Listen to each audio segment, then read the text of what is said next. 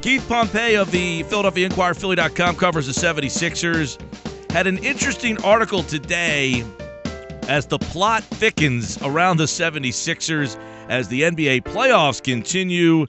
The NBA offseason for the 76ers is kind of in wait-and-see mode until these playoffs are done, Keith.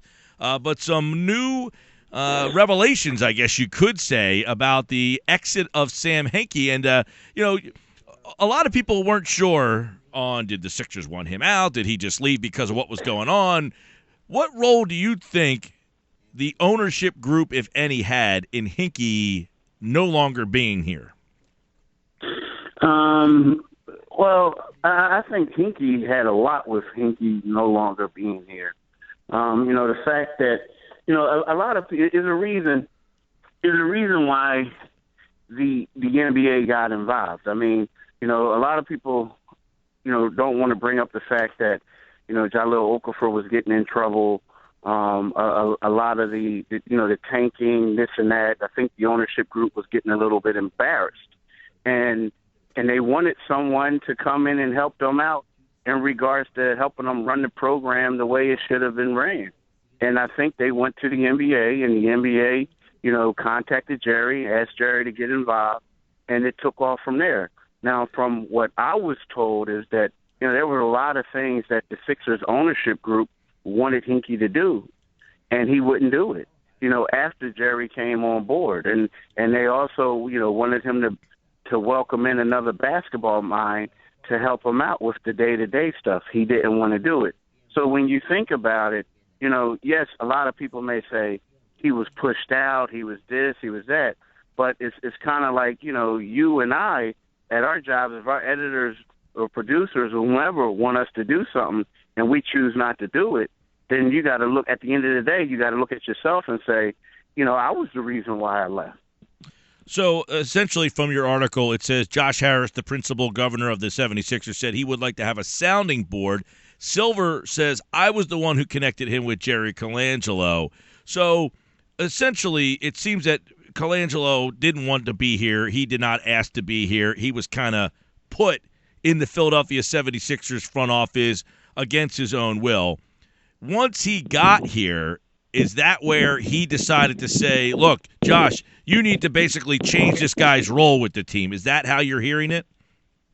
I don't think it is that deep. I mean, I think that what you're trying to get out of me and what other people are trying to get is that Jerry Colangelo came in here and just took over and assumed control.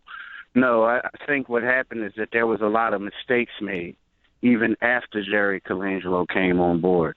And I think what happened is with the basically the consultation and things that were going on, I think the ownership group felt that it was best to get a basketball person in here. I mean, we'll think about the trade that they were trying to make with the Atlanta Hawks and that out. Think about the three-team trade that they had with Detroit and the Houston Rockets, and they gave up their best perimeter player, asking this guy, won't you stick around with the team for the next 2 days, and we'll clear it once you get off waivers. We'll bring you back. And that trade fell through, and this guy gets snatched up by the Denver Nuggets. And regardless of how much people say if he can play or if he can't play, the fact remains is that he's starting for the Denver Nuggets right now. So I think a lot of those things happen. Now, again, I know it sounds crazy, and Jerry Colangelo does have a lot of power. And he doesn't, he's known as someone who doesn't really answer to anyone else. But the Sixers asked him to come here, and I think on his watch, when he was there consulting them, I think there were some mistakes made, and I also think there were certain things that the ownership group wanted he to do, and he didn't do. And according to some of my sources, Jerry was one of the guys saying, Sam, I think you need to listen to the owners. So, I don't think that, I think that a lot of people, want to make it seem like, oh, they came in here and they took his squad. The fact is, his son didn't want to come here. His son really wanted the Brooklyn job. That didn't work out. Jerry is head out in USA basketball. But I think, we're going back to the Okafor situation. We're going back to the tanking 3 years in a row. We're going back to, the off the court things, a lot of things that happened with the Sixers. And I think, what happened is the owner got embarrassed. I mean, a lot of people fail to realize there was a game when they were in the midst of their tanking that Josh Harris came to the Wells Fargo and he was booed. And I think at that particular time he realized enough was enough. It's like one of those things, the first pick, but you don't want to be the laughing stock of the NBA. And they were for 3 years in a row. So I think that, that kind of set the record straight. Now, again, Sam Hinkie did some wonderful things. He acquired a lot of draft picks. He knew how to, manage the salary cap. He did a lot of great things for the Sixers. But I also think that, when you sit back and you realize that none of the agents wanted to deal with him, none of the top draft picks wanted to come here. He was denied an interview with Porzingis before the draft. He even tried to get Porzingis to work out, and they refused it.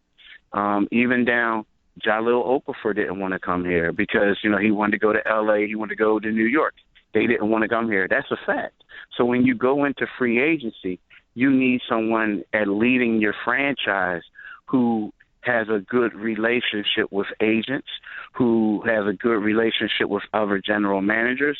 Because you remember, let's go back to last year when you talk about the Brooklyn Nets, Karolinko.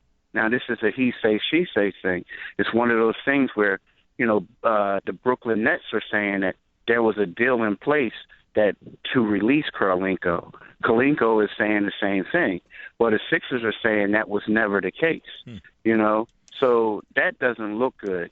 Then we go back to the New Orleans Pelicans, whereas they made the trade for Drew Holiday, and next thing you know, the Sixers didn't fully disclose all the information, and they got fined $3 million by the NBA. So that's one of these things where moving forward, I felt like unless they brought in another basketball person to work with Hinkie, that other general managers didn't want to deal with him, and agents didn't want to deal with him.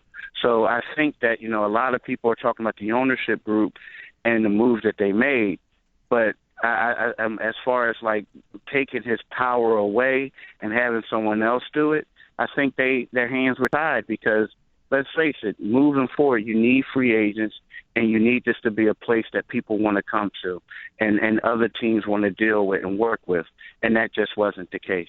Keith Pompey is with us, the Inquirer, Philadelphia Inquirer, Philly.com, as check out his piece, Adam Silver. Okay, so this is an interesting area, too, because it says in the article that Brian Colangelo was someone at the time that Josh excluded as a possibility because he was looking for a full-time job as the head of basketball for one of our other teams. So did Josh Harris ask about Brian Colangelo's availability? Was he recommended Brian Colangelo by Silver and not, want to deal with him? Why did Josh Harris exclude Brian Colangelo? I think with that, I mean, again, I think what that's all about was the reason why he stated that is because, there's a lot of people out here saying that, initially when Jerry got the job, that he was going to hire his son. Mm-hmm. That's what a lot of people were saying. And I think that statement is letting people know that he wasn't a part of the equation at all. Like, he wasn't going to be here because it is a fact. The time when Jerry came on board, Brian Colangelo was interviewing for the president's job of the Brooklyn Nets, and that's the job that he wanted. He did not want to, he's a guy who he makes a lot of decisions, and he does stuff, and it's always, unfortunately for him, but it's always one of those things where they say, okay, you got this job because of your daddy. You did this because of your daddy. I think he really wanted the Brooklyn Nets job. He did not want to come here. Mm-hmm. So that's the reason why, the commissioner came out and said that. Keith Pompey's got a full article on this, Jerry Colangelo, Sam Hinkie, Brian Colangelo, and how it all kind of gets wrapped up. Brian Colangelo will be on with me tomorrow, by the way, so we'll talk to him more about the whole situation. Keith, great piece, man. We appreciate the time. All right, thanks for having me.